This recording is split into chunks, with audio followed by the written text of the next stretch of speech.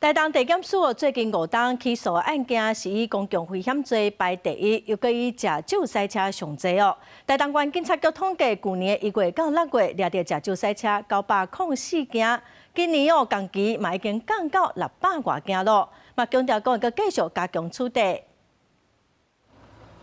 台东县警察局统计，去年全县酒后赛车发生事故，拢总造成119个人受伤。今年警方无定期安排道路酒驾处理勤务，以到6月，拢总处理666件，比去年减少。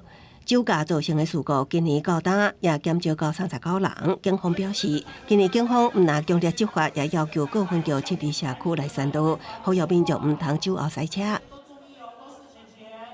今年在本局强力的执法下，共取缔666件，减少238件。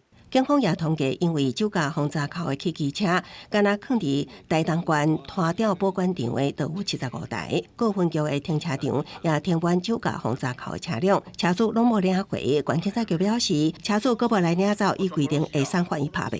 经2次催告未领回者，于公告3个月后进入拍卖程序。